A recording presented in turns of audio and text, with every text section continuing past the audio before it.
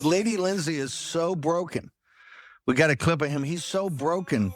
He just tweets out he's on a plane to go over and sob. Put his head on Netanyahu's shoulders. Have Netanyahu burp him like a little baby because he's all upset now that President Trump hasn't taken his advice. He and Tel Aviv Levin. Welcome back, folks, and buckle up. We're diving headfirst into a political wrestling match that's got more twists and turns than a California freeway at rush hour. Steve Bannon, bless his heart, is out here swinging, calling out the usual suspects for their predictable hawkish antics. He's not wrong, you know. Sometimes these career politicians get so deep into the swamp, they forget which way is up and who they're actually supposed to be serving. Today, we're going to dissect some truly head-scratching takes on foreign policy, interventionism, and the motives behind the loudest voices. Get ready to have some sacred crows tipped, because if there's one thing we do here, it's speak truth to power, especially when the power is sounding a little, let's just say, off-key. Let's get into it. Now, I understand why Steve Bannon is excited about the recent developments. I think that he's taking the baby metaphor a little bit too far. Once you get to the burping, you've kind of lost me, Steve Bannon. But what he's talking about there is how Lindsey Graham was quite distraught over what it seemed like in the past day or so, Donald Trump backing off of some of the hawkish statements and actions in regard to Iran, seeming to indicate that perhaps we will not be bombing that country. We'll give our thoughts, but first, let's show you what Lindsey Graham had said that led to Steve Bannon's comment. There are a lot of headlines out there that are, in my view, not accurate. President Trump's resolve is not the question. The question is, when we do an operation like this, should it be bigger or smaller? I'm in the camp of bigger. Time will tell. I'm hopeful and optimistic that the regime days are numbered. Did you hear that, folks? Bigger time. Lindsey Graham, folks, always ready to send someone else's kids to fight a war. Always ready to spend your tax dollars on another endless conflict. It's like he's got a permanent subscription to the Bomb First, Ask Questions Never newsletter. This is the classic DC establishment playbook. Find a bad guy, declare them an existential threat, and then beat the drums of war until the American people are too exhausted to resist. It's not about American interests.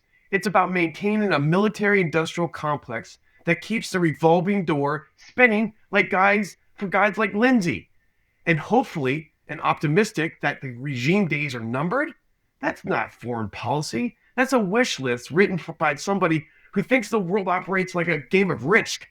History has shown us time and time again that regime change often leads to more chaos, more instability, and more American lives and treasure wasted.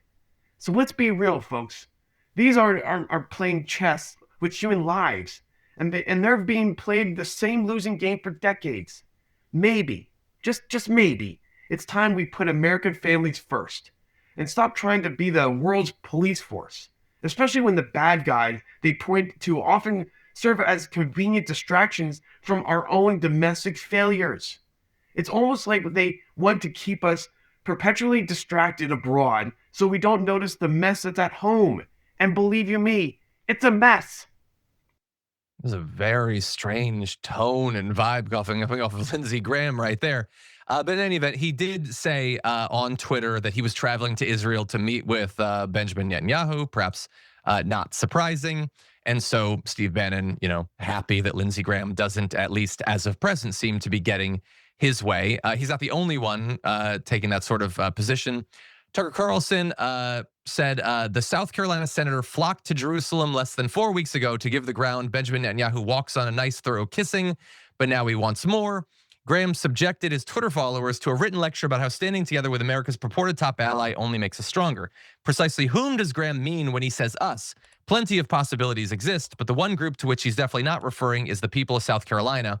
We know he's long forgotten, but Lindsey is supposed to be in Congress to serve them, not a foreign country. It would be nice if he could try it for a change.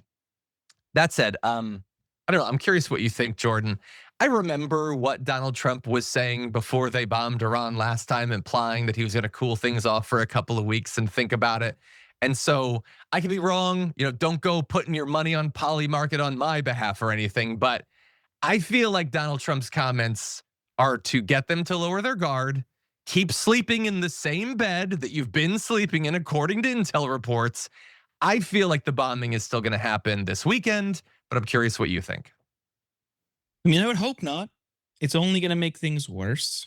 Again, none of this is really to actually benefit the people of Iran.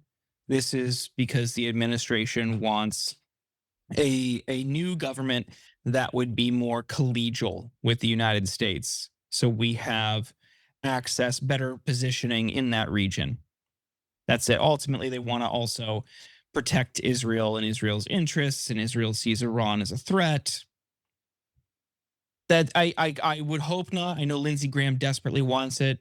And despite being handed a peace prize and also receiving the prestigious FIFA peace prize, John, I still do think that the Trump administration is going to engage in a direct attack on Iran in the coming days or weeks. I don't know when. I certainly don't feel confident predicting exactly when. But I'm sure Lindsey Graham will get the strike on Iran that he so desperately wants. Yeah, I just feel like, why wouldn't they at this point? Considering who they are and all that, I think that they will. Apparently, by the way, the Pentagon has revealed it's moving a carrier strike group toward the Middle East, as you do when you're peacing. But anyway, so look, and again, you can have your position, you can have whatever position you want in terms of what you would like to happen. I'm in a difficult position because I would love it if the Iranian people finally could self-determine, choose their government if they were free. I wish that America hadn't taken that away from them many decades ago.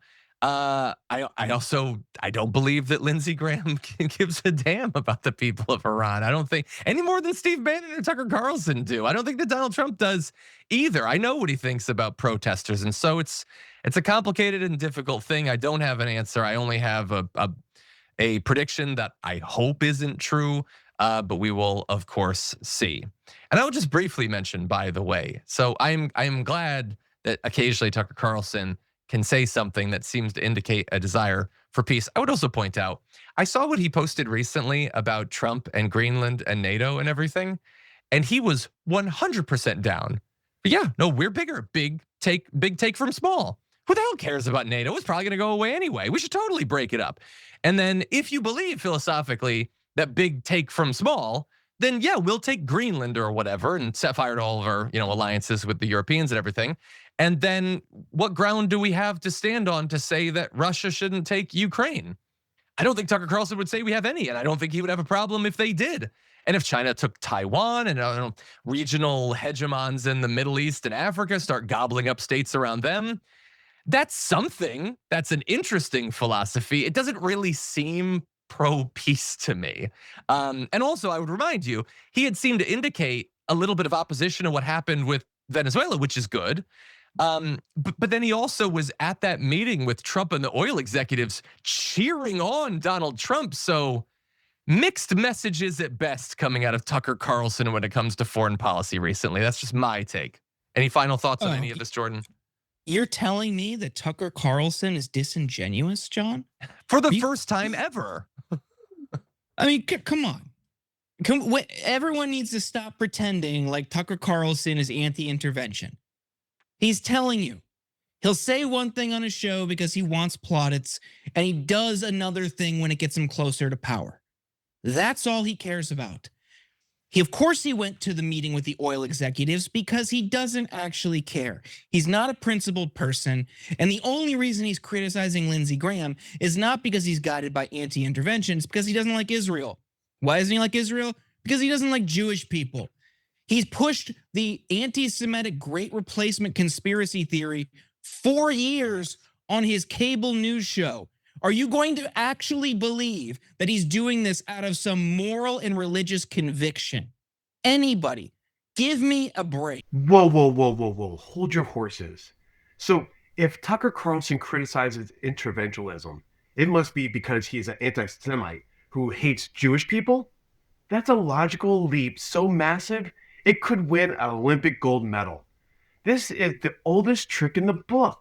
If you disagree with the establishment's foreign policy, especially concerning certain allies, you are immediately branded with the most heinous labels? It's a complete deflection. They can't argue the substance, which is, should America be endlessly entangled in foreign wars that don't directly benefit American citizens? No, of course not. So they attack the messenger. It's an intellectual shortcut, a cheap shot designed to shut down legitimate debate. Tucker Carlson has been a vocal critic of endless wars. And you know what? A lot of everyday Americans from across the political spectrum agree with him on that.